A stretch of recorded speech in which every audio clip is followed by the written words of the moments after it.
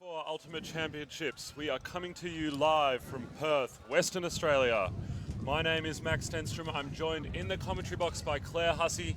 We have one hell of a game before us between Colombia and Denmark mixed.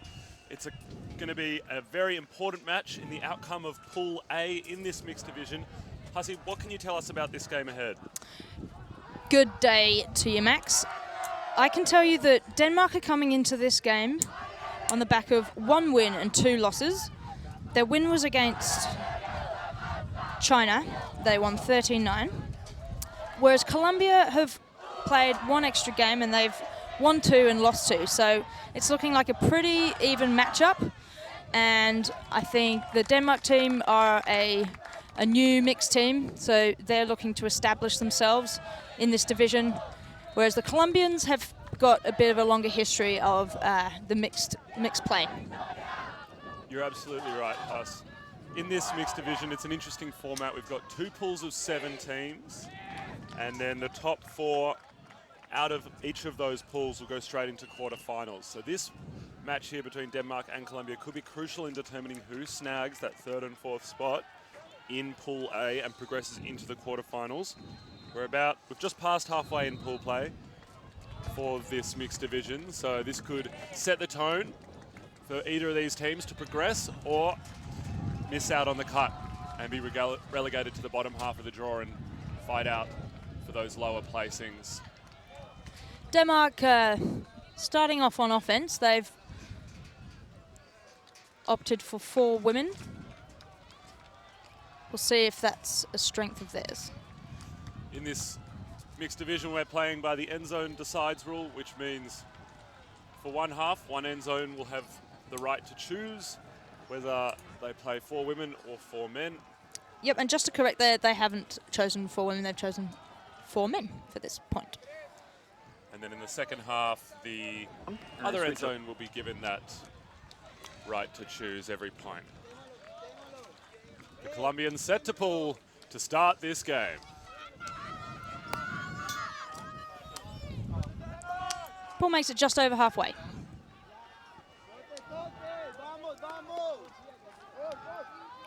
As may be obvious from that pool, we do have a breeze running right to left. And it's of a moderate intensity. I'd say the players will have to be aware of it, particularly when heading upwind. We'll see how the Denmark offense can adapt to these conditions. Pedersen sticks one, but there's a call.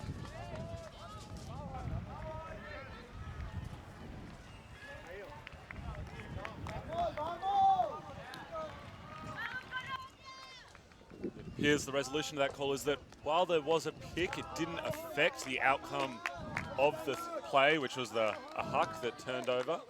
Quite a hasty huck. Which means the Colombians will now have the disc on their end zone line, being picked up by Jimenez. We'll see what they can do as they play offense into the teeth of the wind.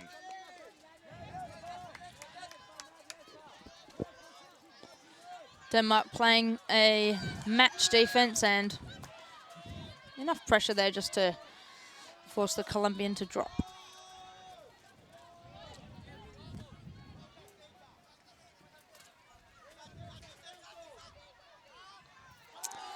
Just misfiring on the dump there. Everyone looks a little bit tense at the moment. They need to settle into this game.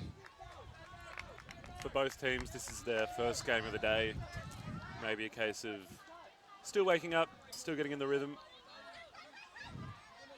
As the Colombians, with a nice backhand by Vasquez Venegas, get their offense flowing. Vasquez Venegas playing a crucial role in the handler position for this team. Unfortunately, her intended receiver unable to hold on to that disc. There will be a turnover.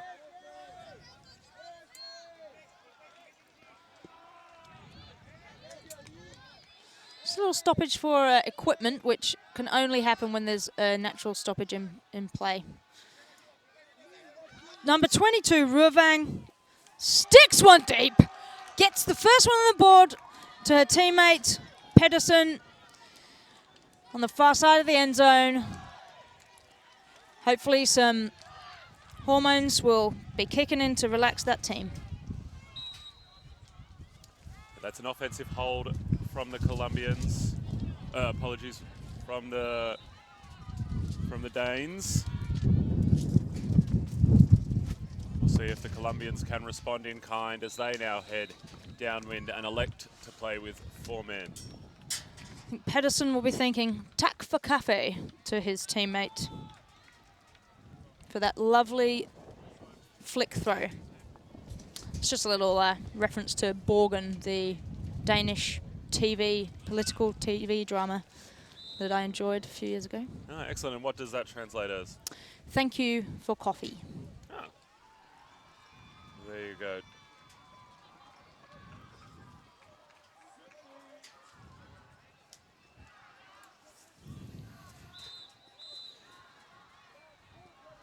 The Colombians raising their arms to indicate readiness.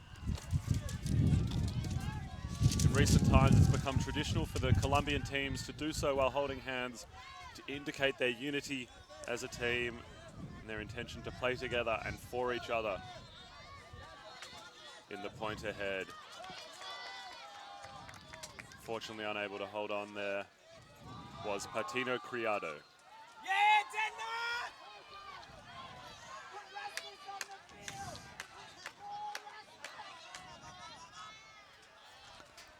Denmark working through the middle. 24 just making sure of that catch. Bricks Siverston. Magnusson.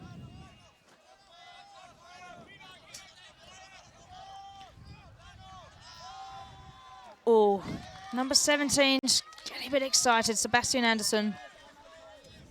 Zuluaga showing his pace, cutting across in front of that pass and plucking it out of the air. Gives the Colombians an opportunity to play some more downwind offense. Is that Romero Prieto will take advantage of that turnover to readjust his shoot as play resumes. Villalobos Hernandez unable to hold on. Danish defender really close on there. Magnusson making it tricky for the Colombian handler to get free, forcing a really squeezy option in the turn. Magnusson back with the disc, moving it confidently onto the chest, literally bouncing off the chest of Lasse Anderson.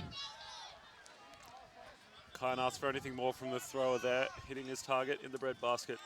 But this wind making it difficult, meaning that the throws really have to be zipped in to their targets. Romero Prieto reaching deep. Oh, great read from Bricks Siverston. Andre Patino, the intended receiver there, spends most of his time behind the disc as a handler, but ending up in the end zone that point. I think there's quite a bit on the line for the teams here. At the previous youth championships, the under-23s, just got a huck here.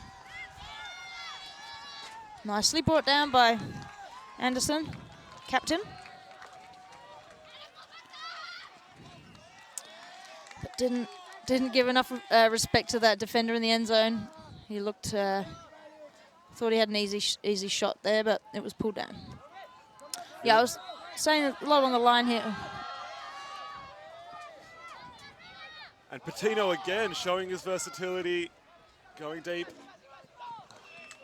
reeling in a huck. But unfortunately, they're unable to complete the goal. Both teams struggling to finish. Yeah, at the under-23 championships in 2015,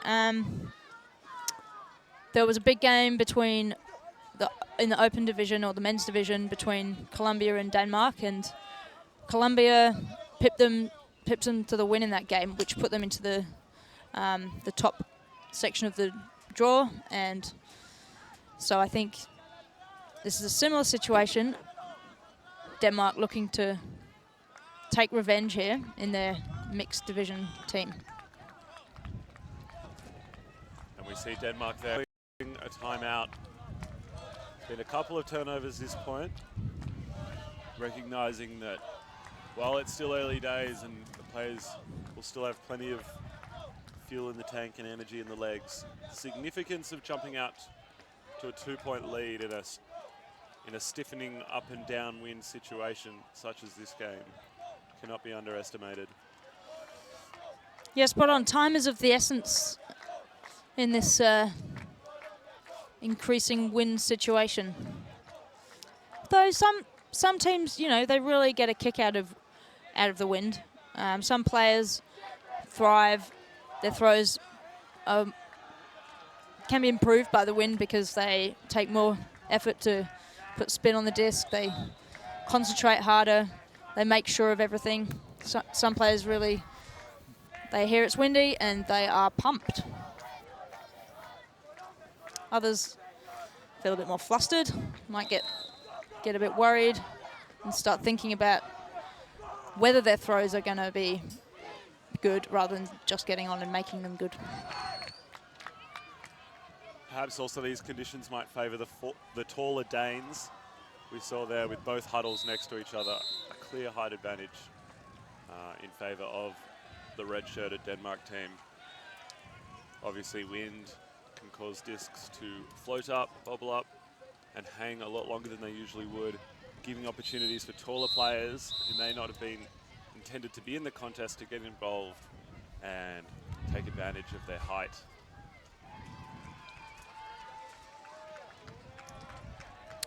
Denmark coming in on offense after this timeout.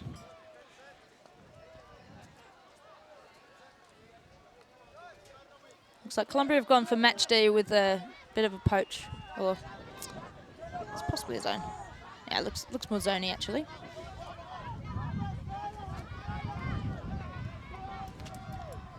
I like this choice to implement a zone defense as the wind is picking up, and as I'm sure you can hear it whistling down the field. Zones place a lot of pressure on the thrower, and you see there that is a call after a disc waywardly slipped from the hands of the Denmark thrower.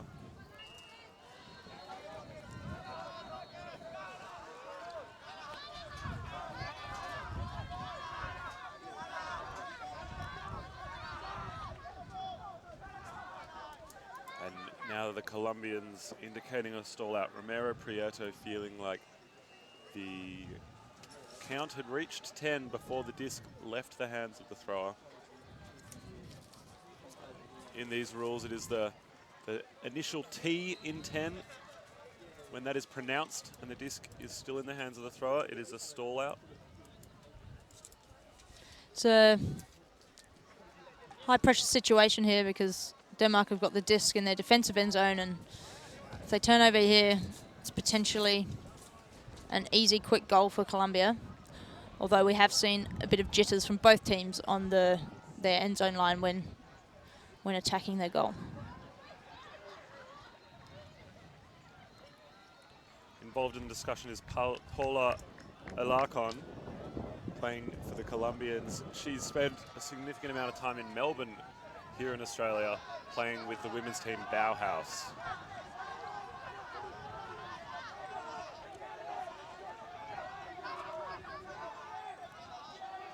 And players resumed. The Colombians sticking to their zone, placing a lot of pressure on the Danes. Very careful toe in there.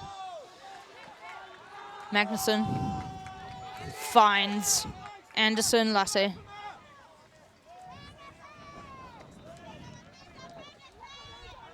They've broken through.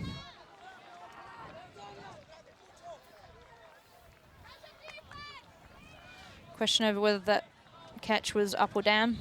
Whether Magnusson got his hands around the disc before any part of it touched the grass. The gorgeous green grass. You wonder if it's up or down? In my opinion, it was up. In my opinion. We're able to hear the game advisors in this game, and they'll be able to bring you some of the discussions happening on the field. The game advisors play a crucial role in providing a perspective on situations and also providing clarification on the rules. Their perspectives aren't binding on the players. However, They can be useful as a third party that is impartial with another perspective.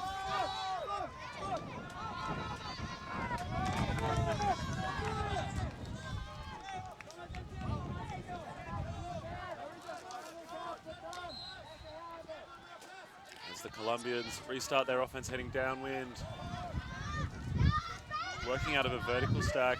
Alarcon with the disc. Winding up with the backhand. So opting for the shorter forehand, and as is so often the case, it's the shorter passes that are the most difficult in Ultimate, especially in tricky conditions like this. The disc can move and change its flight path very quickly in a wind such as this. The Dane's just letting that underside of the disc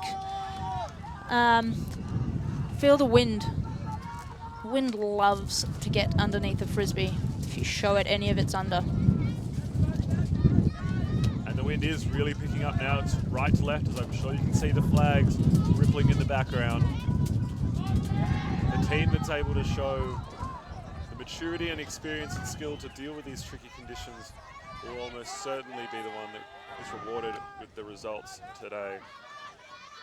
Romero Prieto on the far sideline now, opting for a forehand to the fat side of the field. I love that look. It's a visionary option. An inside forehand with just enough touch to sit out for his receiver. Big wings, the big wings of Magnuson on the mark here, making it difficult for the smaller Colombian to choose the option he wants. Alejandro Zuluaga with the disc. He is also the spirit captain of this Colombian team, carrying responsibilities of ensuring his team plays with good spirit throughout this tournament and carries themselves in a way that represents their team. Yo me meto por acá porque él está más de 3 metros que Andrés, por lo tanto él no está pegado a él. Someone needs it. Entonces no hay pick. Game advisor. So I think I'm within 3 meters. They want straight across and he wants a ton of them. I think I'm within 3 meters of him.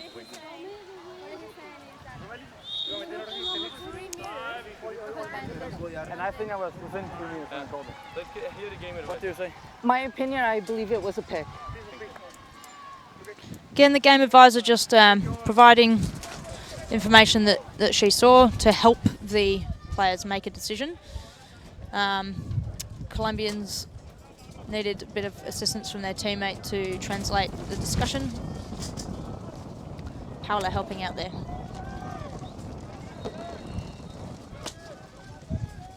Villalobos Hernandez.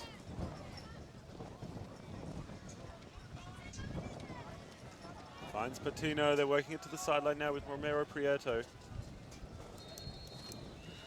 There's another call. One of the unique things about a tournament like this, Hussey, is the cultural and language differences between all these teams can add another layer to the challenges of communication in a high intensity, high stakes game such as this one. Yeah, that's true. And the other side of that is that wonderful friendships are generated when you play Ultimate. You can meet people from all over the world, become friends, have a place to stay in far-flung corners. It looked like the Colombians were able to zip in an inside-out forehand to the break side for the goal there, but there appears to be a little bit of discussion as to a pick that may have impacted the play. It's the second inside-out forehand from the Colombians at this point that's really opened up the break side of the field. Tactically, I imagine that the Danes will want to increase their pressure on that throw. Traditional wisdom would say that it's a difficult throw to complete and that you want the opposition throwing difficult throws, but if they're consistently pulling them off and it's hurting you, you have to react. In the end, the Colombians being rewarded from their hard work and intelligent throwing with the goal. The score now 1-1. in this matchup between Colombia and Denmark.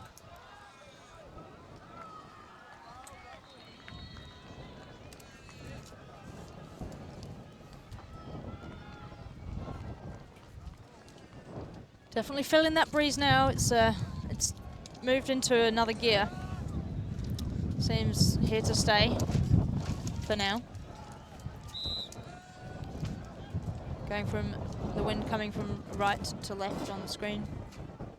So often in these upwind, downwind games, it's the team that's able to get the upwinder consistently. That will be the one that's rewarded with the outcome.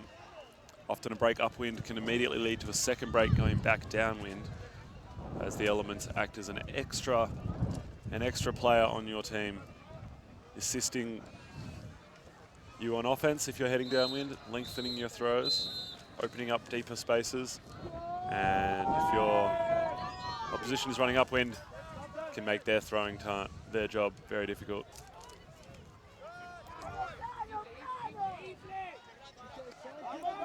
Ruevang. She's stuck a high one. Oh, very brave bid on that from Christiansen. Didn't quite reach it. It was, with this wind going in that direction, give it any height, give it any spin, it's gonna zoom away. So you're gonna have to be more accurate downwind. Pinpoint throws needed. Hard to sit them up. Colombia back on offense. And immediately the intended swing going too far for the receiver, and the Danes will have a short field to work with. They'll bring in the disc on the end zone line.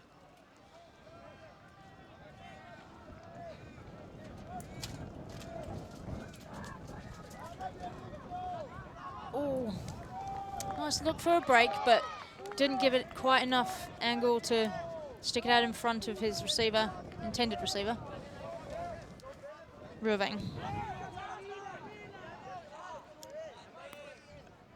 Now the Colombians in an interesting formation. They've got two handlers back, an isolated cutter in the center, and then a horizontal behind.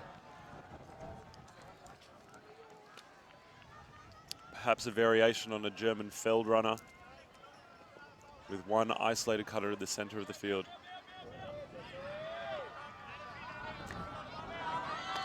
And it's working for them nicely. And it gets the play moving as they reach deep. But reaching deep into this wind is challenging. And the throw falls a little short and wide of where the intended receiver was. And Ruevang there again, getting in, making sure that that disc is down. Got to throw a quick early put, and again they've given it too much edge. It's come down too quickly. The legs can't keep up with that throw. Difficult to read as well with such a curly outside in throw. Combined with the wind.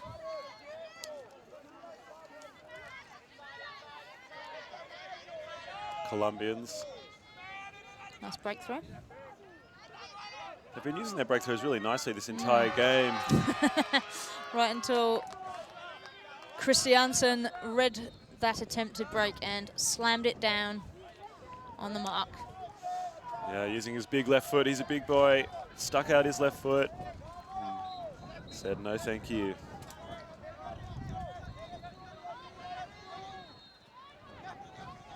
Ruevang sticks one out, and a lovely reaching grab from Rahaug.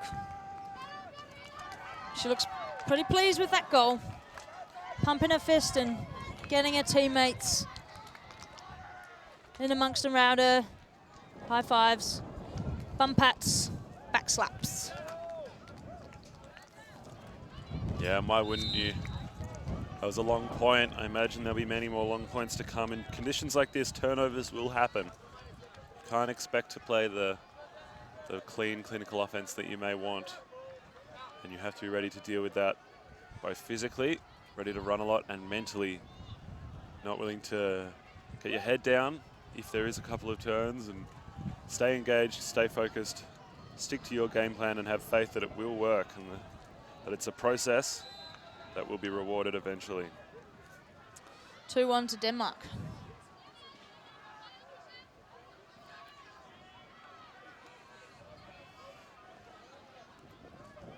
The Colombian journey so far this tournament has been a mixed one.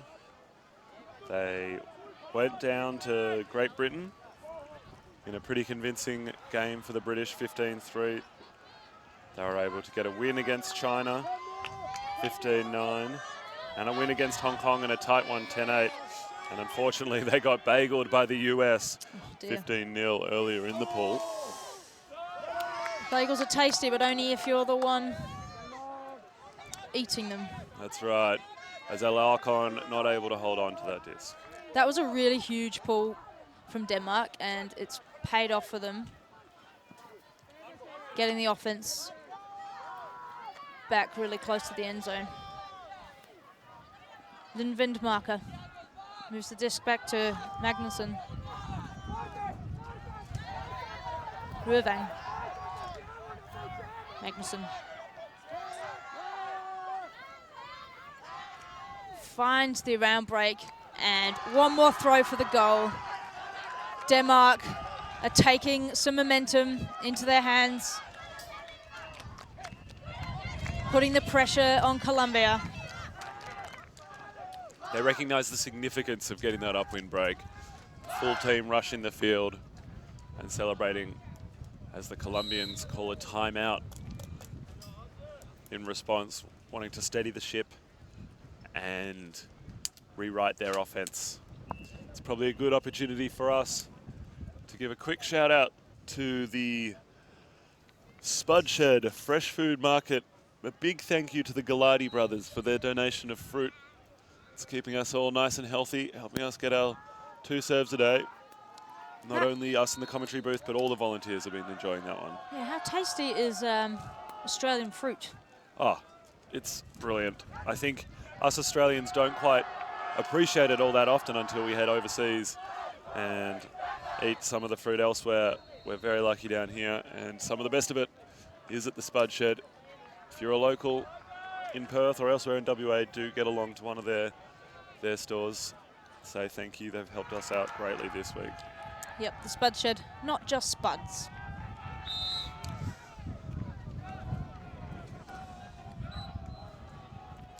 Speaking of things that have kept us well fueled this week, also a big thank you to Emma and Tom's.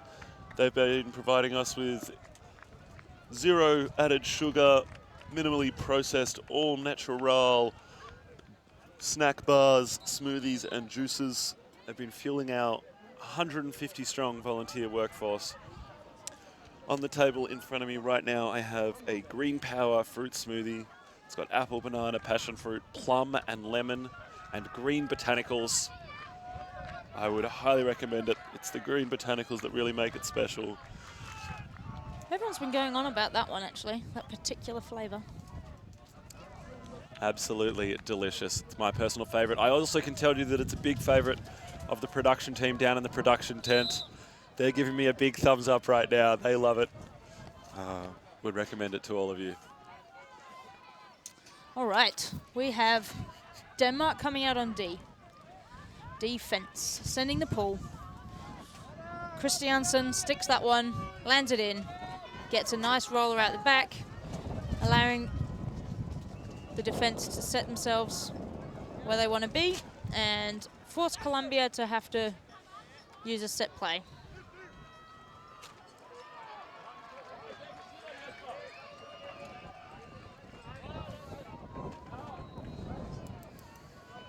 The Colombians will bring it up. The Danes responding with a zone of their own, liking that tactical choice of Colombia from the previous point. And we see here Patino looking to get a lot of the disc as the Colombians go over the wall with a high release backhand, secured by Romero Prieto. Under pressure, but not able to continue play.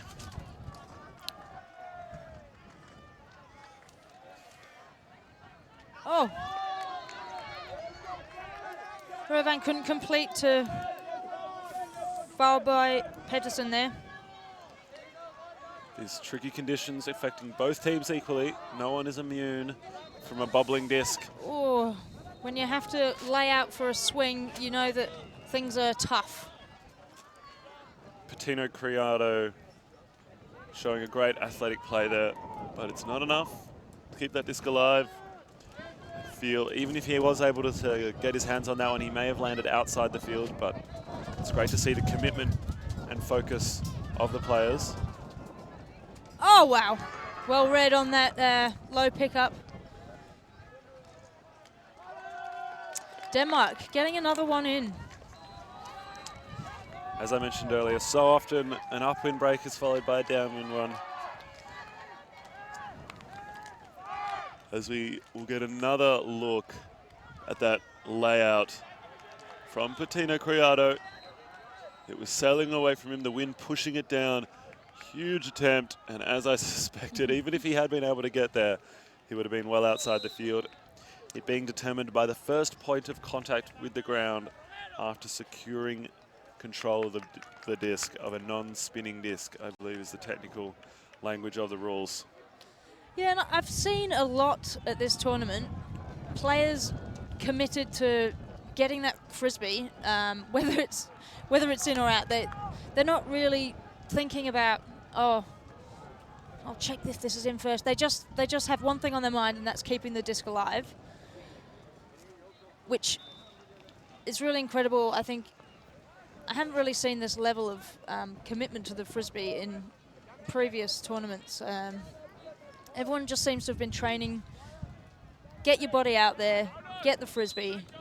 Don't worry about anything else until it's in your hand. It's just really, really incredible. I absolutely agree, Hussey. I've been lucky enough to watch a fair bit of frisbee over a number of years and been to a number of these age group championships, both domestically and internationally. And I think the one thing that's changed over that time most significantly is the athleticism and the commitment to use that across the teams at the tournament. There's always been strong throwers, but I think it's the depth of athleticism that has really increased over time. As you see all teams now chock full of incredible athletes willing to make incredible plays.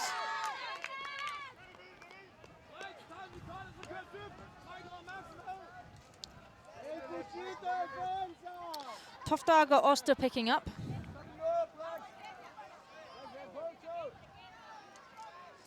Goes for the forward option.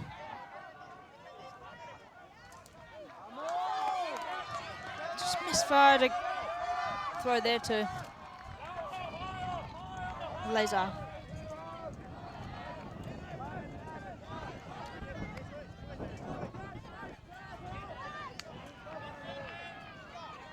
Denmark with a zone. Forcing forward, so trying to take out the dump option from Colombia. The dump swing unable to connect with Jimenez. He had both hands on it, trying to pancake it. Had his mind on the next throw, as we've seen quite a lot, and we've got a put to the end zone from Denmark. Very calmly brought down by Lindvid Marker. Lovely left-handed take. Yep. The wind getting under that one just a touch, maybe pushing it over her head, but she wasn't phased. Took it in her stride nicely and plucked that one out of the air like an apple on a tree. That's it. I think she saw that the Colombian player was not quite in the right position and didn't need to go in for the contest. Waited for it to come down into her space before she plucked that apple. Denmark 5, Colombia 1. And the Colombians, they're not giving up yet. Possibly slightly incorrect score. We'll just get that checked.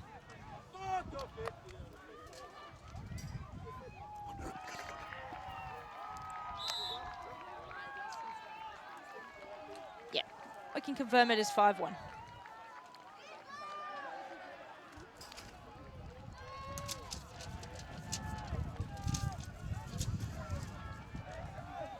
So the Danes rushing out to a 5-1 lead. They'll be happy with how they've started this game. But despite that scoreline, it doesn't feel like the Colombians are out of this. It's just a case of stringing those passes together in these tricky conditions.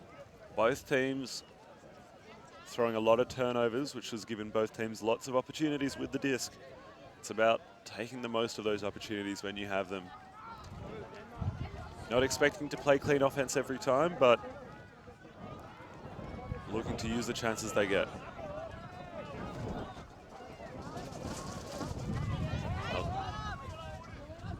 A nice forehand over the cup by Fernandez.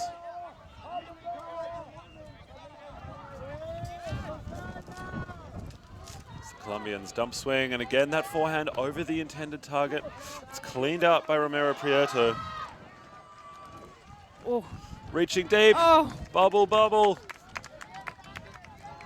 Not able to be controlled by either Patino or his handler compatriot. Yeah, with zone defense, there's often an intended goal of the zone, and often it's to get the handlers to make a dodgy decision. That was quite a risky throw, nearly came off for them, but the Danes got all they wanted. Just a very, very quick huck attempt that, not sure if it made it in the field. It appears like it didn't, which means the Colombians will get it where the throw went out, which was on the front corner of the end zone. Obviously, this is a prime opportunity for the Colombians to punch it in and get their second goal on the board. Rahaug on the mark. Moving this sideways, Romero Prieto. A big contact between two players hustling underneath, but no call. Very happy to continue there. Aguiar Rivera, comfortable what had occurred. Another big put, but way too much on that. It's like a bat out of hell. And while that looks like a bit of a miscue, I don't mind that if I was coaching this Danish team, especially in these tough conditions. Sometimes you've just got to get the disc down the other end, rely on the wind to get you the disc back, and then attack from a short field position. And it's paid off. They've got it in the position they wanted, got an early turn. They can pick up on offense with only a few meters to progress.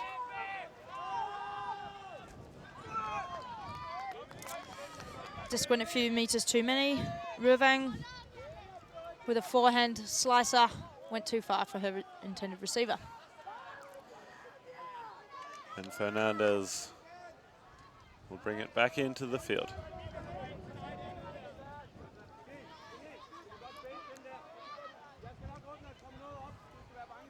The cup setting tightly around her, not giving her many options, making it very difficult to get a pass out. She finds a short one to Patino. Equally, I think as a coach of Colombia, I would be encouraging the long shot, even into the wind in cases like this. For the simple fact that if you give them a disc a meter outside the end zone, it's just a matter of time until they catch it in the end zone.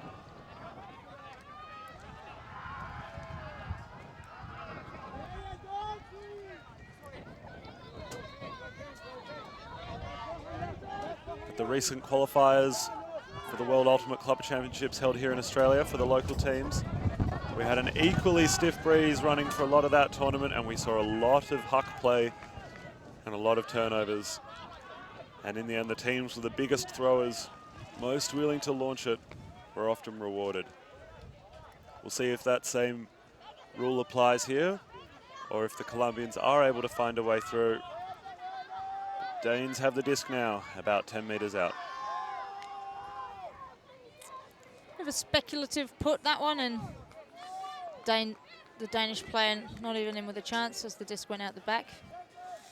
A lot of these male players on the Danish team from the club team called Ragnarok, they've had a long history of success and strong play. They've decided this year to,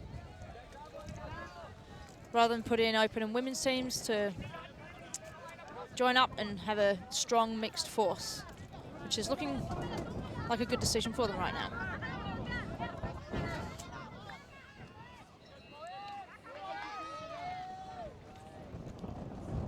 And it looks like there'll be a discussion as to potential foul on the catch, as we'll get another look at it. Going for the little forehand. And it looks initially from up here in the commentary booth like the drop occurred well before any contact by the Colombians, and it appears like the players on the field agree with us. Obviously, it's those on the field that make the decisions after hearing the perspectives of those involved. That's right, not those of us sitting in armchairs on a slightly sweaty appendages.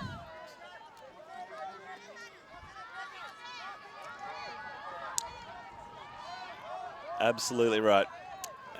As the Danes dump and swing, and again attack the end zone, and again the wind will push the throw well out of bounds. I wouldn't say this was one of the prettiest games I've ever seen so far, but that's not what is the most important thing. No, I'd agree. It's a long way from Champagne Ultimate, but sometimes it's the gritty, dirty stuff that gets you where you want to be, and that's the business end of this tournament. Both of these teams still well in contention, and as we mentioned earlier, this game potentially having serious ramifications for their final placings. The top 4 teams out of Pool A in the mixed division will proceed into quarterfinals. With this win under the belts of either of these teams, they would be well positioned to secure themselves one of those spots. Obviously, this isn't the last game in mixed pool play, so they'd have work left to do. But it's a crucial stepping stone towards that goal. I know for both of these teams, a spot in quarterfinals would be a great success for them. And once you're in quarters, in bracket play, every game is an opportunity to take. As the Colombians reach deep, they find Patino. Patino's got players streaming through. Opts to lead one with an inside-out backhand. Snagged under pressure as the Danes reset their cup. The Colombians only a few meters out. Disc in the hands of Romero Prieto. And a bit of discussion. No, the turnover will stand.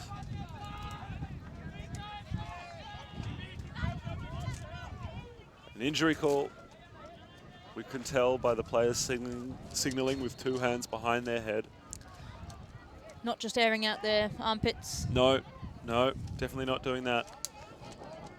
Despite the wind providing a great opportunity to do so. And a timeout will be called by the Danes, by Pedersen. Bit of a veteran move from the young handler. Recognizing that his team maybe needs a moment to breathe, recalibrate, reset, rejuvenate, and refresh before they play a bit more offense. Heading downwind, I would not be surprised to see them look for that long option again. They have a number of big receivers, both male and female. They will look to hit. We've already seen their big receivers perform. Talking of big things, we're here in WA, Western Australia. Western Australia is so big that if it was a country, it would be in the top 10 sizes of countries in the world. Really? Is that true? It's true, and I don't think a lot of people realise just how big Australia is. They see it there on its little isolated spot on the map with New Zealand hanging out nearby. And it looks big enough, but until people come and give it a go, Don't think they quite grasp the reality of the ginormity of Australia and in particular the state of WA. I do believe, as we're sitting here in Perth right now, the closest capital city is not in fact Canberra, the capital of Australia, but Singapore. So Very interesting. That gives you an idea of how large this country is. I think Australia alone, the size of continental Europe, and very similar in size to the entire United States. Obviously, population-wise, Australia is a minnow, but land mass-wise, one of the largest.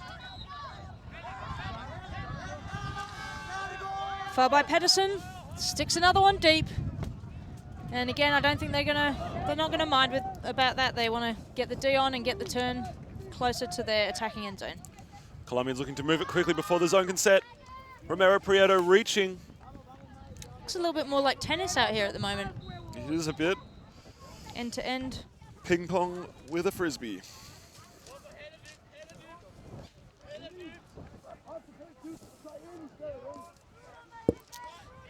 A lot of communication from the Danish sideline, giving tips on what they think should happen. They can lose a bit of perspective when you've been on the field for a long point. It's always really helpful to have your teammates on the sideline helping you along. I see a number of the Danes sporting the braided hair look, but the braids unable to get the job done with that throw. Yeah, there's a lot more braids on this field than when the Goannas play the Australian men's team in the Open division. Despite the best efforts of Ash Evans. That's right. It's good to have diversity in hairstyles. Oh! Absolutely. As Patino having to go horizontal and hit the deck to keep the disc alive. There hasn't been any shortage of layouts in this game so far. These difficult conditions often providing ample opportunity for those athletic plays to be made. As we see on there from Aguia Rivera. She clamps her fists around that disc. Colombians moving the disc as fast as they can. Often when you're playing against a zone, once the disc gets moving, if you can keep it moving, you're at an advantage. As they launch one into the skies, and it will sail back a significant distance. They may be saved by the fact that it went out of the sideline before it headed in reverse, changed gears completely, went the other way.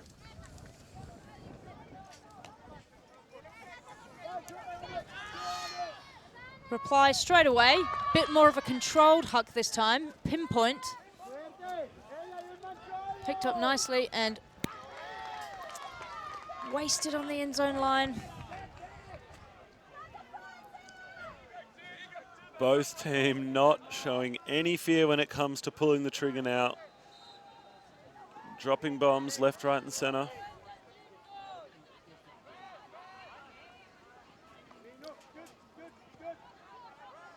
And I don't think that will change as this game continues. Found the hole in the cup, but not quite enough air on the throw to get through to the receiver.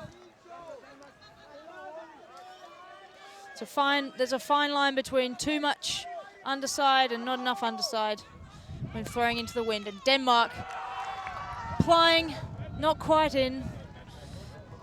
Big Fink, number 69. Catching the frisbee very close to the line. It looks like we'll get to be able to hear some of the discussion on the field. In my perspective, the Denmark player looks like he had one player in the end zone. We're getting some lovely reenacting from the game advisor, the Dane, and the Colombians. Everyone involved. And the goal is settled upon in the end. Big hug from Ra Haug to Fink to say, Again, tack for Cafe.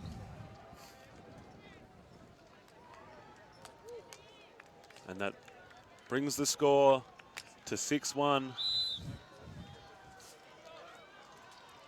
in favour of the Danes as they inch closer to the halftime mark. A couple of the Danish players had a run out at Beach World Championships in recent years. Number 79, Peterson, played on the women's team. And number 11, Magnusson, played on the beach and the World Ultimate and Guts Championships men's teams. Bit of experience internationally peppered through the team, and I'm sure a lot of them have played on club teams at international events. European teams get an additional opportunity to play at big tournaments because they can enter the European Ultimate Championships. Whereas the Colombians, they have more of an opportunity to play against the North American teams, being geographically closer, obviously, and more opportunity to attend different tournaments. So very different backgrounds, these two teams. You're absolutely right. Oh, massive defensive bid there. Colombians immediately looking to pack that disc up in a parcel and send it to the end zone. But as we all know, when you FedEx a package, someone's got to be there to sign for it, and in that case there wasn't. Denmark say return to sender. Lasse Anderson on the frisbee. Sticks it up the line. I'm not sure if Brooks Sivertson knew that his female teammate had a better read on it, but he nearly D'd it out of her hands. Sorgard Magnusson pulling the frisbee down very comfortably. I think she would be quite justified if she wanted to waggle that one in his face. As the Colombians signal the T with their arms, indicating they would like to take another timeout. Score is now 7-1. The Denmark team in red on the brink of taking half. Commanding performance from them in the win, showing their skill and their athleticism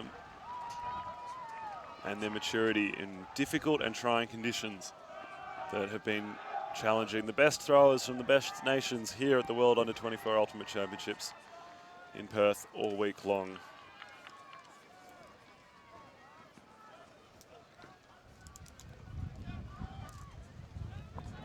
We should take this brief moment to also thank our preferred travel partner, SDA Travel. If you're planning a trip during the tournament or after the tournament, head on down to their shop fronts or over to their website and they'll be able to help you out with a wonderful deal. Yeah, perhaps you could explore some of the bush of Australia, maybe track down some wombats. Wombats are quite impressive creatures. They have a pouch, but the pouch is maybe not up the direction that you'd expect. It's sort of a reverse pouch, so that when the wombat is burrowing, they're not scraping mud into the pouch and suffocating their little one. Ingenious design, Yeah. really.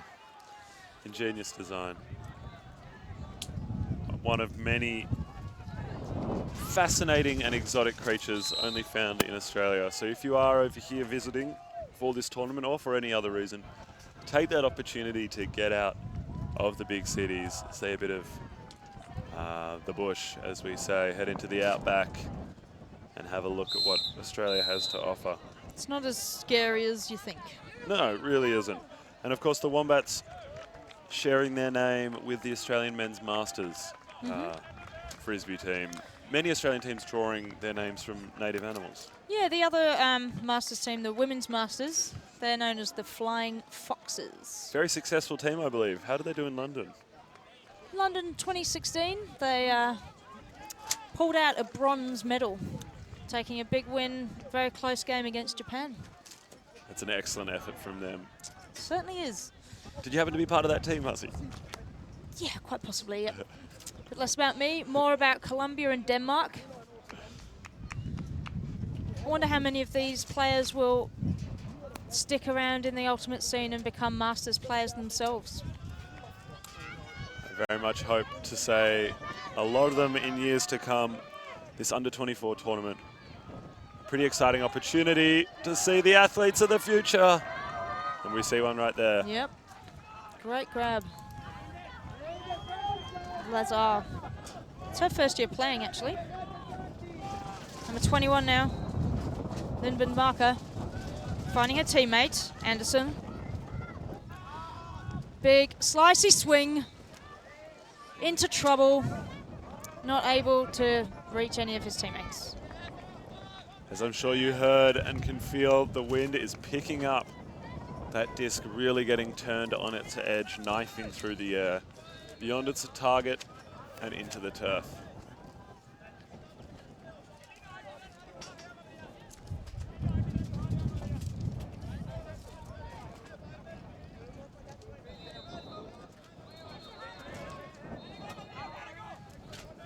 And immediately, it looks like the Colombian has stood on the toe of his Danish opposition, and they will take that opportunity to call an injury, head off, and recover.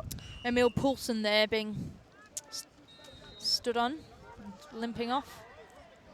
Always think of it as one of those things that hurts just so much more than it should in terms of any lasting injury. Yeah. And you can take the owl out of foul, but you can't take the mate out of ultimate, and it's one thing I really love about this sport. Everyone's friendly, well-natured, and still competitive. Absolutely, and you saw just there, it's the little things that display it. The Colombian player fell over and got back up and then immediately high-fived her Danish opposition, and it's that respect between players and trust of opposition players that forms a key part of the spirit of the game. One of the most unique, irreplaceable, and, in my opinion, most wonderful features of this sport. This zone defense here being quite effective, but Colombia still managing to keep the disc alive. In the mixed game, a zone can feel quite different to in the single gender versions of the sport. The size differentials are greater between the players. Unfortunately, that one floated just out of grasp of Andre Patino and into the turf. The Danes looking to get going quickly. That one swatted out of the skies by Villalobos Hernandez. Yeah, so for women who are used to possibly playing a bit more of the women's version, they'll feel like there's less space on the field when there are some more bigger bodies around. And for men, they might feel like there's a bit more space, but that could also trick them into thinking they can complete options that perhaps they actually can't due to the wily nature of the female athletes. Well, we saw the Colombians finding a little bit of success up that far sideline, but unable to continue that wave of good passing and catching. Sorgard Magnusson lays it back quickly for the huck. Carefully placed this time. Red initially well, but tricked by the wind once again. Lasse Andersen, the captain of the Danish team. Something about that huck that I really liked compared to the earlier ones was that it was a little bit flatter, a little bit less edge. That's right. And as you saw, it was much closer to its target. It looked, out of the hand, it looked beautiful, and I thought it was going to complete. In the end, the wind getting the better of it, but all in all, a better outcome, a much closer throw.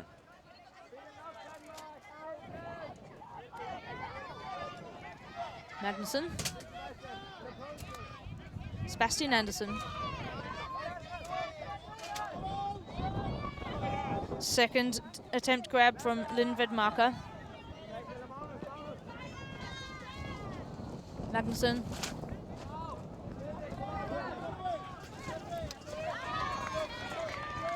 Struggling to keep that disc up. Oh, but he gets it back straight away with a cheeky layout. Sebastian Anderson, known for his bombs, but showing his diversity in skill. Yeah, like a salmon swimming upstream, he exploded forwards into a layout. Very carefully thrown forehand huck there, but there's a call. They're just checking whether the receiver was in. I'm liking the improvement in the Danes' long throws now. Previously, they were just whipping them out as quickly as they could, but now they're actually thinking, wait a minute, if we can get them down there, we might as well try and catch them as well, which they did, but it looked like it was called out. Very true, Hussey. They're clearly listening to the stream and taking our advice. Of course, as I'm sure all our listeners know, it's very easy to be an armchair expert, as we are right now. Obviously much harder when you're out there in the moment, blood rushing. Found a way through now, the Danes. Magnuson slicing a little one. Didn't see the receiver, but... Well, that's extra significant because that's half for the Danes. That's 8-1, which means they've taken half in a commanding fashion. Colombians just really being punished by this wind. You can see that there's skill and ability on this team, but it's been hidden away behind a wall of frustration that this wind has created. A few heads are down, shoulders slumped on the Colombian side. Just having a look at a few of these highlights. There's that sweet lay to make up for his mistake. And the visible frustration of the Colombian team as the Danes eventually secure that one in the downwind end zone at the front corner. So I think a lot of these players will be happy about the change in this game compared to back in 2015 when the men's Danish team went down to Colombia. Colombia need to find a big solution here. I wonder if they've got any tactical ideas or anything else that can pull them back into this game. Possibly a few energy bars they might have found up at Emma and Tom's kiosk. Yeah. Smoothie even, a juice. Anyway, we'll leave you with that thought and have a quick break. We'll see you for the second half of Denmark versus Colombia in the World Ultimate Under-24s WFDF Championships. See you soon.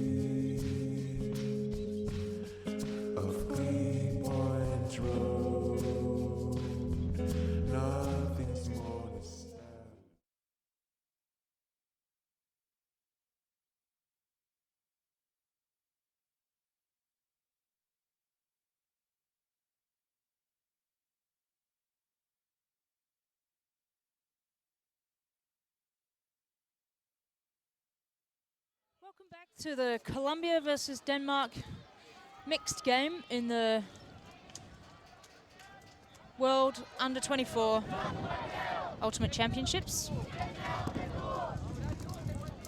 Both teams have been talking away, discussing their next moves. Colombia with a mini mountain to climb to get back into this game. Denmark with a comfortable lead to maintain, although we've seen many times this tournament that you can never get too comfortable. We saw a big comeback from the Italian team against the German team in the men's division yesterday. We saw a huge comeback on the opening day from India against Australia in the mixed division. It's very possible, and these conditions lend themselves to dramatic finishes. So do stay tuned for the rest of this stream, and do stick around for the rest of the day. After this game, we'll be bringing you a clash of the titans in the women's division, one you cannot miss between the US and Japan. That will be an exciting match that will determine some very important placings at the top of that pool in terms of standing. Big shout out to one of the US players, Ni Nguyen, whose birthday it was yesterday, I believe. Aw, happy birthday. Indeed. As we see now, the Colombians set to receive the pool in their traditional hands holding position.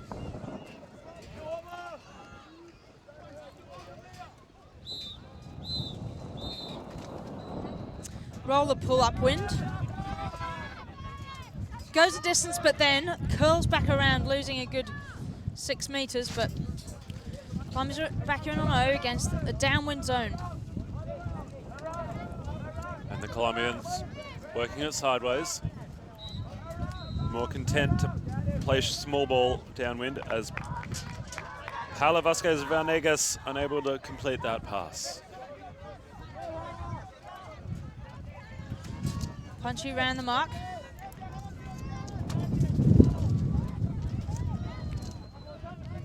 Pedersen getting a lot of the disc here.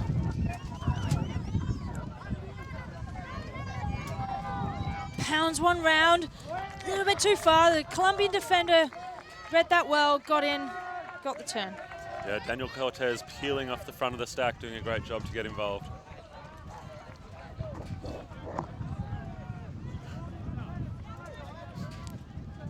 And Colombia bring it in on the front corner, surrounded by a couple of big Danes.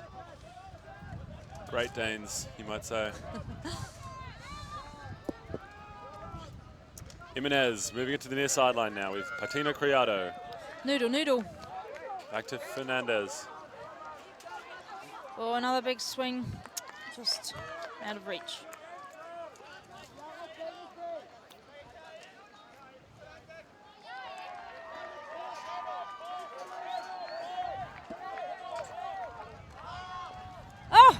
Oh, too easy. Wide open in the end zone. There's a pick. Yeah, that looked a little bit too open to be a valid play. Suspiciously open player in the front corner there. Usually when someone's that open and no one else is moving, there has been a call. Maybe a little bit of discussion as to what happened.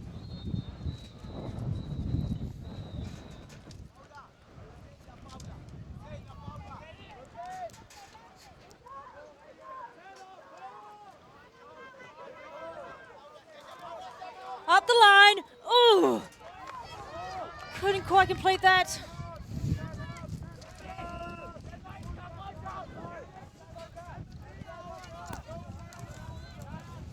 And a third opportunity for the Colombians this point to play some downwind offense.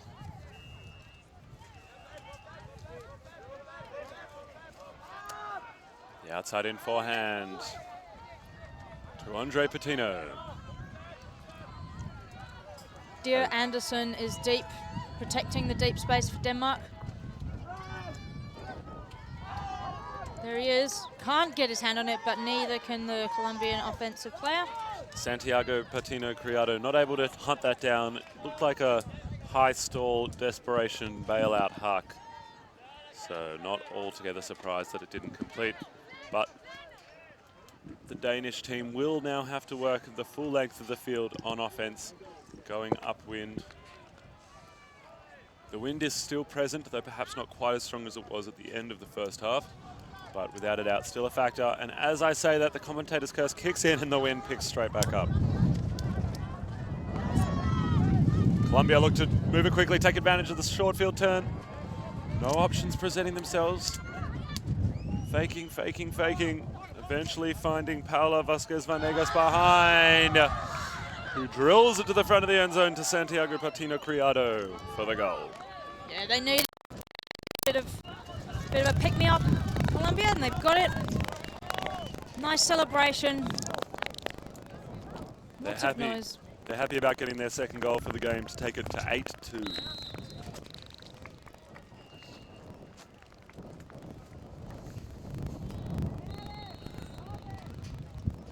As we see now the well-known presence of Mauricio Moore among the Colombian team with his distinctive broad-brimmed hat. He's a bit of a legend among the coaching community across the world, leading many Colombian representative teams most recently and probably most notably at the World Games in Poland. One of his initiatives has been to instill a high importance on the spirit of the game among these Colombian players and across the Colombian Ultimate team. In particular, he started a motto of "I trust you," guiding the Colombian approach to Ultimate and to self-officiation, being that not only do they trust each other on their team to be doing what's right and what's best, but they trust the opposition. The Colombian World Games team at the TEP tournament decided as a team that they would give the disc to the opposition in every situation where there was a contested call. And despite doing that, they were able to come away with the win, defeating US in the final. Great story of the power of Ultimate, the power of spirit, self-officiation. Roya Sol working hard on the mark there. Lazar on the disc.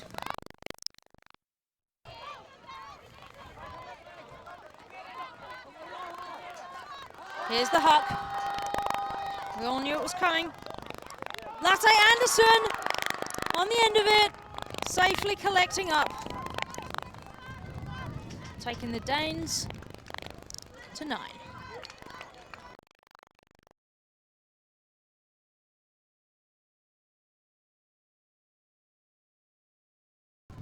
Both teams launching missiles all over the place, particularly in that downwind right to left on your screen direction.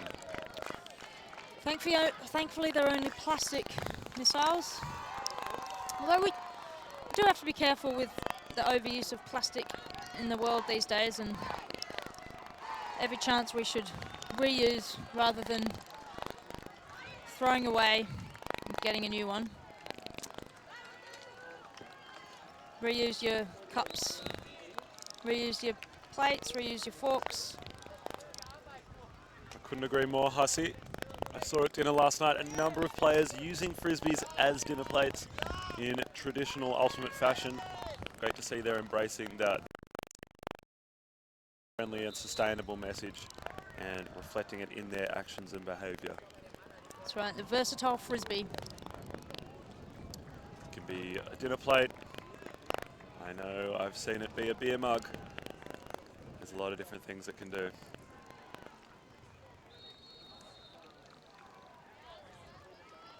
And the wind has just died down for a moment, so we'll see if this pool able to penetrate a little further than it usually would.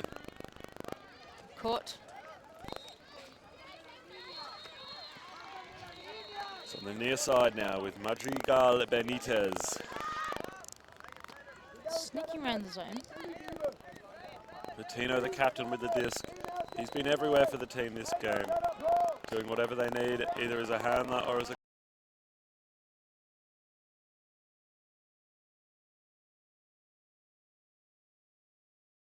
high five from Fink on the Danish team who towers over Patino.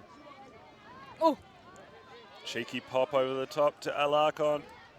Pedersen nearly had his hands on that one. Back to Patino. He has options in the end zone if he wants them, but he doesn't. Madrigal Benitez finds Zuluaga, who sticks out the hand and plucks it. Alarcon taking that grabber under pressure and through contact, does well. As they move it to the far side. The patiently waiting Colombian player who is stoked with that goal. She'd been sitting out in the end zone for a lot of that point. And the Danish defender aware of her, but not close enough to have an impact when the disc finally came to her.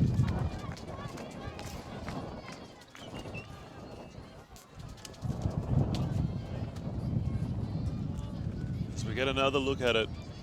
It's nicely collected. She gets down low and puts her body behind it. The safest thing to do in difficult conditions like this. As we've seen so many times, the disc will bubble up or down at the last second and change its course. And it's so easy to end up with a disc on the ground and a player staring at their fingertips wondering what went wrong.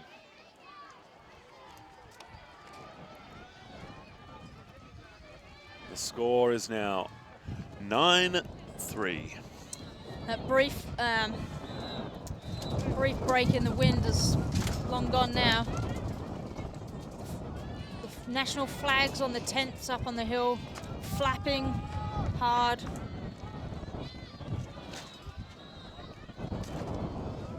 The canopy over our heads, whacking up and down. You can see the impact of that wind on that pool, significantly shorter than the last one.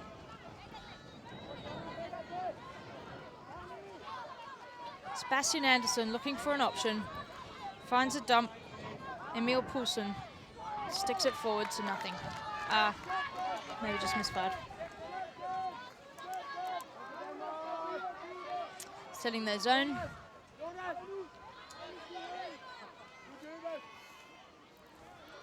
The zone has served them very well all game long. Looks like a reasonably traditional 1 on the mark, 3 in a cup, 2 wings and a deep. Often referred to as a puppy fence or a pommy. At least here in Australia, zones often have unique names in different countries.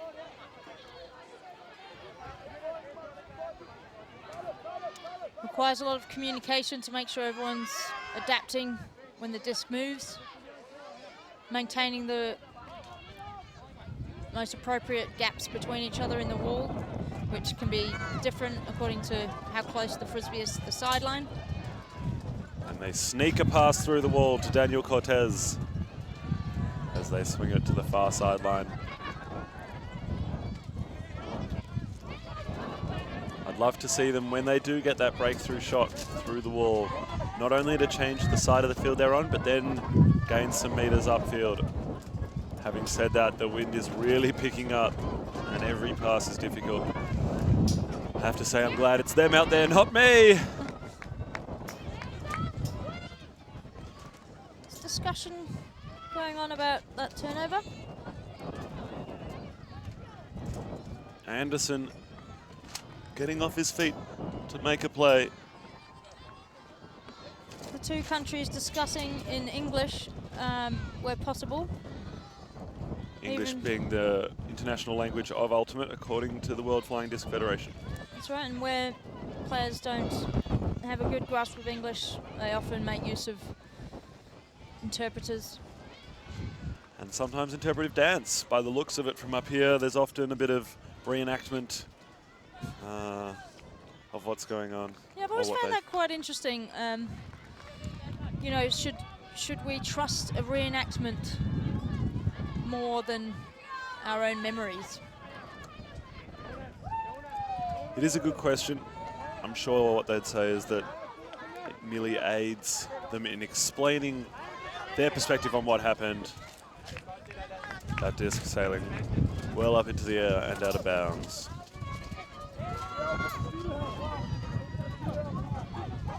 Every ultimate player with a potential career in Hollywood.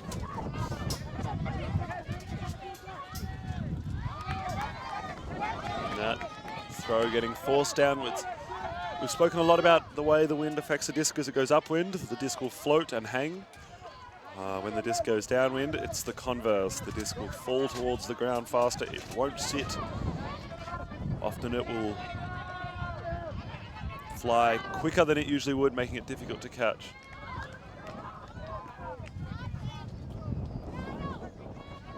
Yeah, there's so many different skill elements needed to be a solid ultimate player. And they can vary from game to game, depending on the conditions. Anderson showing his unending willingness to get his shirt dirty. He's clearly got full faith in the laundry facilities at his accommodation. Linford Marker just picking that one out of the air, getting it to Røvang. Toftaga Oster. Getting it moving, getting it back. That showing, receiving a disc with a bit too much. Underside, bouncing off him.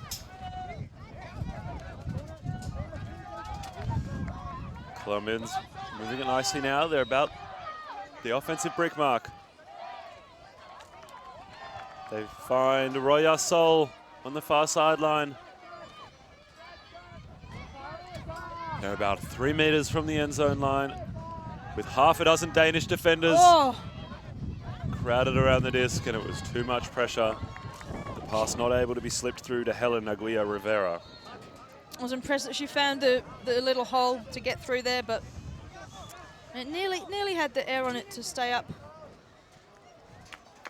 It's not quite. And the Denmark team signals a timeout. Gives us a chance to mention HBF Stadium, sponsor of the tournament. They're here at the fields, and you can pop in for a swim or a workout if you're not tired enough by this tournament, or maybe some of the volunteers want to try and shape up. Get down to HBF Stadium, get your fit on. Absolutely. I know they've also got creche facilities, so if you are in need of those, be it for a young one or an unruly partner, you can check them in and use their facilities. I know I'm certainly inspired watching all this high quality ultimate to get out on the field and get into shape. If you're the same, they're the ones to visit. There's a few other games going on around us, and we've got the two women's teams, USA and Japan, warping up behind us. That'll be a very high level, intense game. Traditional rivals in that women's division.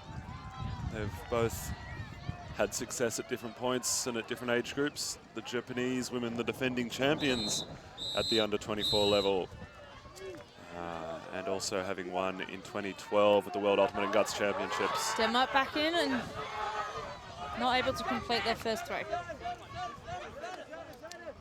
It is worth noting in a game such as this that the time cap is at 100 minutes. When that occurs, the point will be finished, and then one will be added to the highest score, and that will be the new points cap. In windy conditions like this, as I'm sure you've noticed, points have a tendency to be relatively long, and it seems unlikely that either team will reach 15 before that 100 minutes is complete. Las Venegas. Every throw being made hard here by the Danish defense and the wind. Aguirre Rivera sneaks one through. Yes. Cortez bobbles it, but holds on. Finds Jimenez. Cortez has some very low throws. Very crisp. And that crisp low throw finds its target in Patino Criado. And the Colombians go upwind to make it 9-4. It's feeling a bit closer now. The gap has been reduced, and Might just be, if Colombia managed to maintain this momentum, it might just be a matter of fighting the clock. That's right. They've gone 2 in a row now. They've got the upwinder, which is always the difficult one. Hopefully they'll be able to punch in the downwinder, and suddenly they'll be looking at a 9-5 game, which of course is well within striking distance. But as you say, the shadow of the clock looming large, and once that time cap hits, the Denmark team will only have to score a single point to close this one out.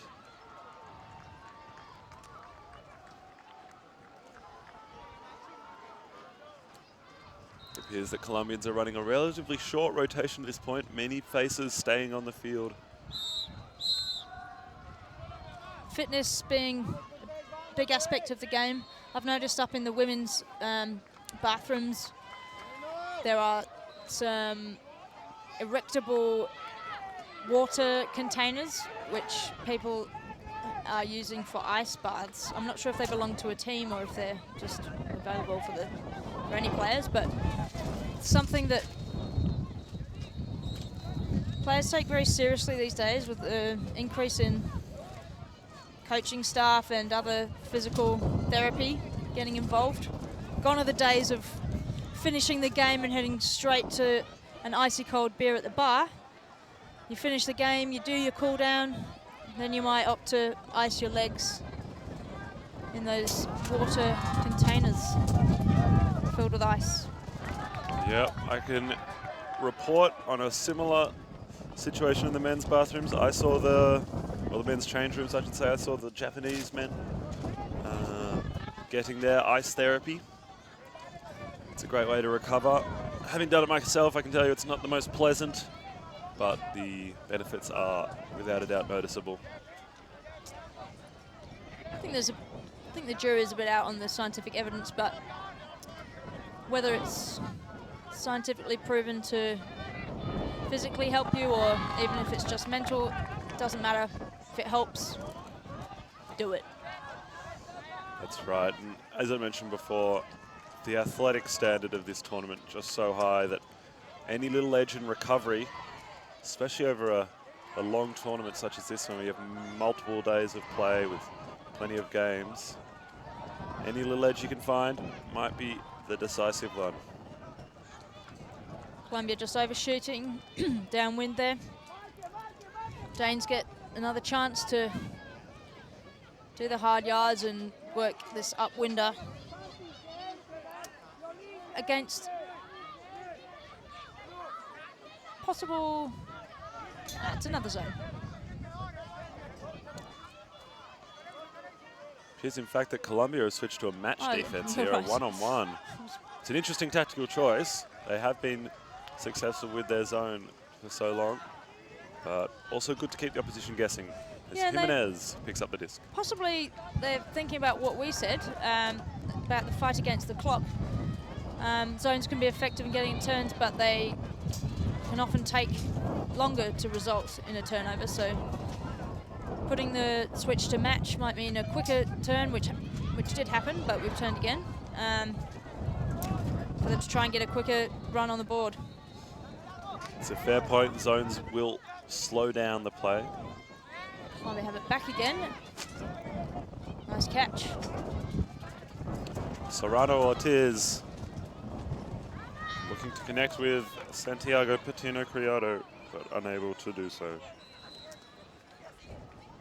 It's difficult to complete throws that when the cutter is moving away from you. That's often a harder throw to complete than if a cutter is attacking you. But it's the choice that they're going with quite often.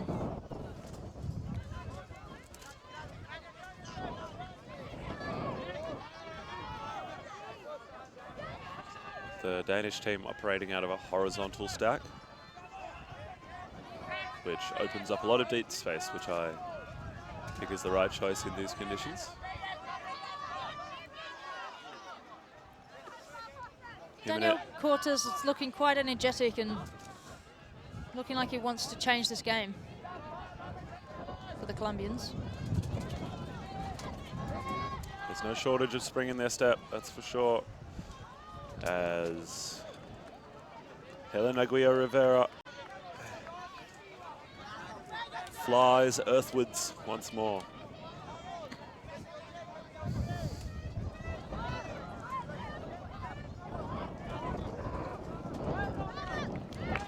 Great backup there.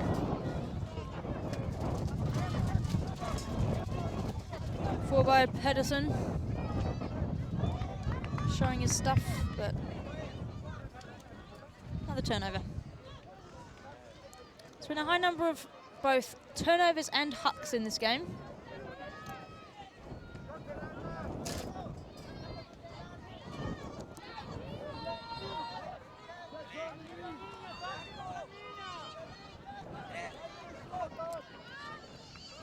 And there's another one for you. Ruvang pops one in and a jump to ensure that that made it into the end zone. And the Danes go upwind once more. Christiansen celebrating hard.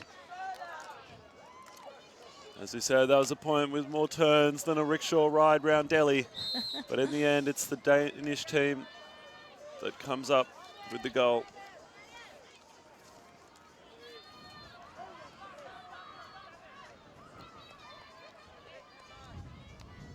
The Colombians clutching at straws in terms of a response, unfortunately. They just do not have an answer for this wind and for this Danish outfit. The Danes consistently able to get turns, and then their long shots just a little more reliable than the Colombians at this point. No word of a lie.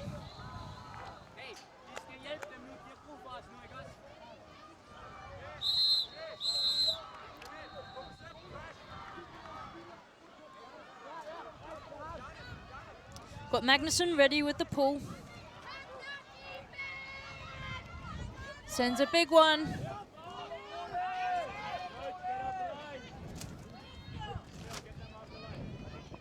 Not sure if that landed in. Rolled out the back either way. So it gets brought to the front of the end zone. Ready to face the set zone of the Danes.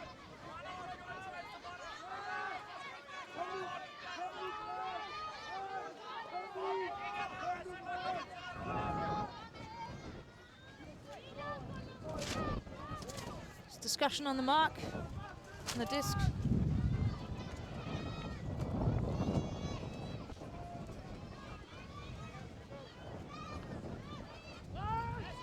And plays back underway.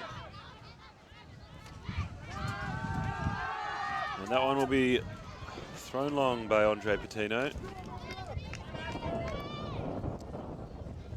But he won't connect, and it looks like Santiago Villalobos Hernandez will set the mark. Big one there from Magnuson. Another turnover, ready for their zone to be clamped on one more time.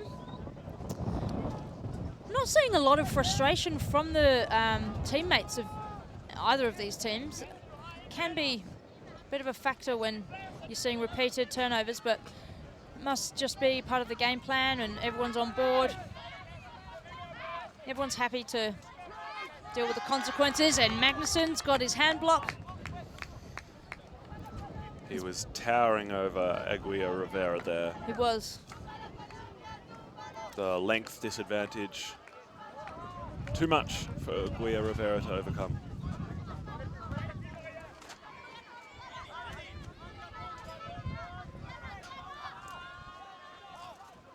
Another put deep straight to a Colombian player. They get the disc moving early. They keep getting forced back to that far sideline, which it's not a great place to be. They've managed to find their way to the other side now, which will be easier for them to work.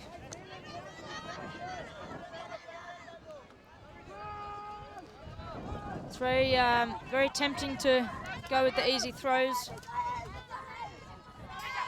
which can inevitably lead to harder ones.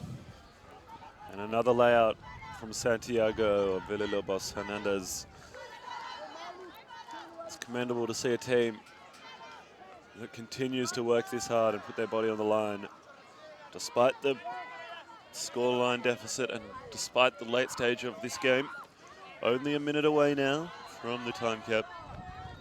As we said, when that does go, they will complete the point that is underway, add 1 to the highest score, whatever that may be, and that will be the new points cap. Theoretically, the game is always open to either team to win. Dramatic comebacks are possible. Yesterday, we saw 2 games go well over time. First, it was in the women's division with a 20-minute final point, at the end of which I think we all thought it couldn't be more dramatic, only to be immediately followed by an Italian and German men's matchup where the final point went close to 30 minutes. In dramatic fashion, it was the Germans that were eventually able to close that one out, 14-13. One of the longest points seen at a World Ultimate Championships. Indeed it is. There was talk that it may be the longest. We're not sure who to go to for the official confirmation on that, but to our knowledge, in the commentary booth and among the commentary team, it was the longest game at least. Nice grab there from Toftaga Oster. The disc has gone deep again. It's sitting up a little bit more than usual, but pulled down and followed by a little twist of the ankle. Pulled down by the Colombian player. Yeah, that's unfortunate. Villalobos Hernandez has played a significant role in this team this whole game, both as a target downfield, an aerial defender, and with the disc in his hands. So if he does end up having to come off, which it doesn't look like he will, it would have been a significant loss. This is one of the few live-streamed games that has not made the upper score limit of 15. Got a drop on the edge of the end zone from Colombia. Can the Danish team put it in quickly and easily? Yes, they can. Number 11, Magnuson. Popping that one in. And that will take the score to 11-4. Now, we will await confirmation that time cap did in fact go during that last point. And if that is the case, it will be a game to 12. In these blustery conditions, we were unable to hear the call from the official timekeepers. But as I said, once confirmation is provided, we will pass it on to you guys listening at home. Should say thank you very much for joining us on this stream. Be you in Denmark, be you in Colombia, or be you elsewhere in the world, it's been our pleasure having you keep us company during this coverage. Hopefully you've seen some of your buddies doing sweet moves on this field. And no doubt had a few heckles as well. That's right. This coverage being brought to you by the World Flying Disc Federation and Ulti TV. Lots of great games on offer. Don't forget that next up is the USA-Japan women's match, which I know all lovers of Ultimate will love to see. It's a storied rivalry, that one, with plenty of history. So once this one's done, do stick around. This pool went up and sailed for a long time. Lost a few meters on its distance. Now Colombia. Patina Criado, only a couple meters out. Alarcon, back to Patina Criado. It's 11-5. This game isn't over yet. The Colombians not done.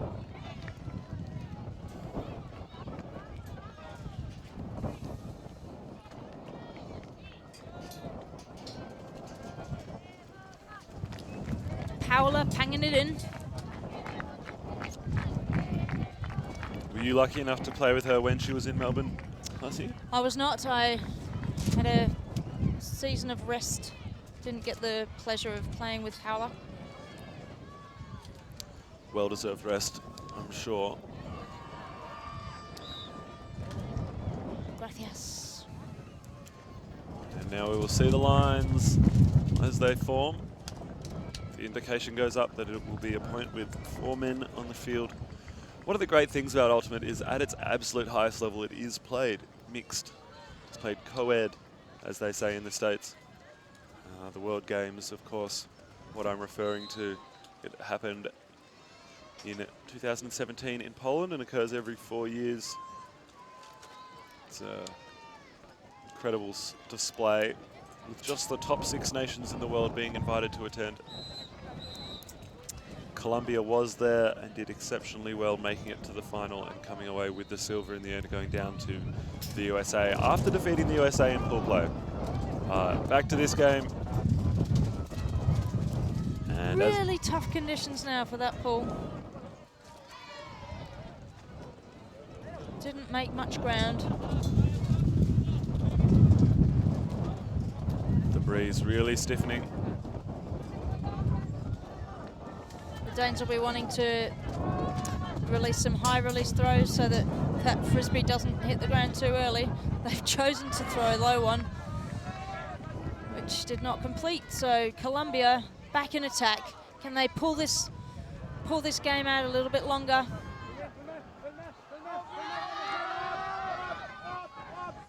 They can't complete on that long shot. Villalobos unable to hit his receivers. But they do make some territory, and in this game, territory has been so important. Often we think of Ultimate Frisbee as a game of possession. Ruvang pangs it. Looks more like one of the early game options that was strictly a ground gainer. Perhaps not such a terrible idea once again, as the wind really, really puts itself in, and Denmark are playing match defense, one-on-one. Bit of a straight up mark.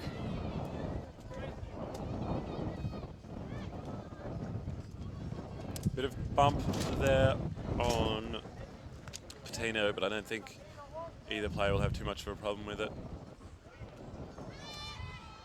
Foul is called, the Danish player doesn't contest. But this does go to where it was when the foul was called. And play resumes. Through the hands of Cortez. Second, third attempt. Back to Patino.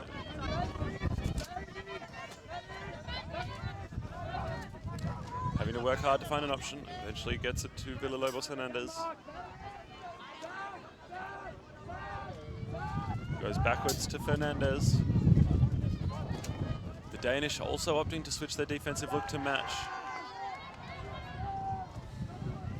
Four by Pedersen, finalising that turnover. Ruvang picking up.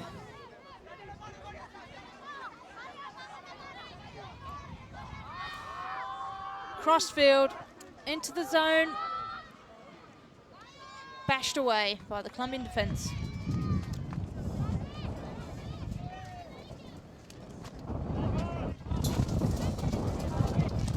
The disc has to be brought back into play within a time limit.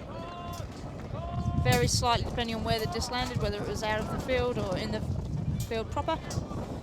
Can't be standing over the frisbee waiting for your team to set their structure.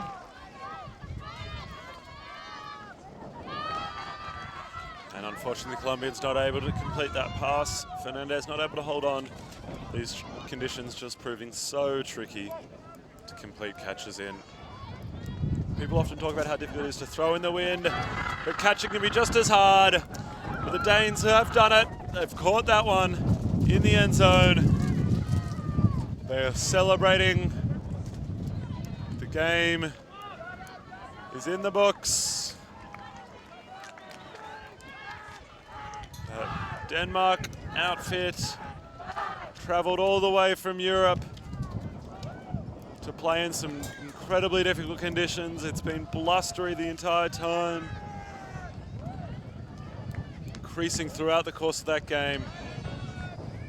Giving us a big old wave to the cameras. Thanks for that, Denmark. as the teams congratulate each other on a well-fought, well-spirited match. Seeing a replay of the winning goal.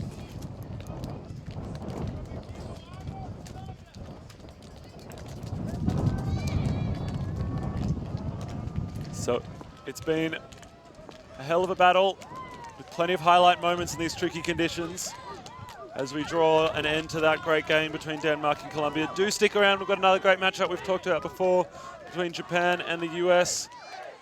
I've been Max Stenstrom, thanks for sticking with us. I've been Claire Hussey. Enjoy what's left of the tournament and tell your mates.